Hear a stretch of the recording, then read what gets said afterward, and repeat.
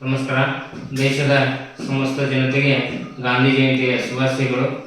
ನಾನು ಅಶೋಕ್ ಪರಪ ಹೊಸ್ಮನಿ, ಮಾಜಿ ಗ್ರಾಮ ಪಂಚಾಯತ್ ಅಧ್ಯಕ್ಷರು, ಹಾಲಿ ಸದಸ್ಯರು, ಗ್ರಾಮ ಪಂಚಾಯತ್ ಚೆನ್ನಾಪುರ ಹಾಗೂ ಕರ್ನಾಟಕ ರಾಜ್ಯ ಗ್ರಾಮ ಪಂಚಾಯತಿ ಸದಸ್ಯರ ಮಹಾ ಒಕ್ಕೂಟದ ತಾಲೂಕು ಅಧ್ಯಕ್ಷರು. ಈ ಮೂಲಕ ತಮ್ಮಲ್ಲಿ ವಿನಂತಿ ಮಾಡಿಕೊಳ್ಳೋದೇನಪ್ಪ ಅಂತಂದ್ರೆ, ಗ್ರಾಮ ಪಂಚಾಯತಿಗಳು ಸ್ಥಳೀಯ ಸರ್ಕಾರವಾಗಿದ್ದರೂ ಕೂಡ ಮೇಲಾಧಿಕಾರಿಗಳು, ಜನಪ್ರತಿನಿಧಿಗಳು ನಮಗಿರುವ ಹಕ್ಕುಗಳನ್ನು ಕಸಿದುಕೊಂಡು ಅಭಿವೃದ್ಧಿ ಕಾರ್ಯಗಳಿಗೆ ಅಡ್ಡಿಪಡಿಸುತ್ತಿದ್ದು, ಆದ ಕಾರಣ ಇದೇ ಅಕ್ಟೋಬರ್ 4ನೇ ತಾರೀಕಿನಂದು ಬೆಂಗಳೂರು ಸ್ವತಂತ್ರ ಉದ್ಯಾನವನದಲ್ಲಿ ಅನಿರ್ದಿಷ್ಟಾವಧಿ ಹೋರಾಟವನ್ನು ಹಮ್ಮಿಕೊಂಡಿದ್ದು, ಬೆಂಗಳೂರು ಚಲೋ ಕಾರ್ಯಕ್ರಮವನ್ನು ಕೈಗೊಂಡಿದ್ದೇವೆ.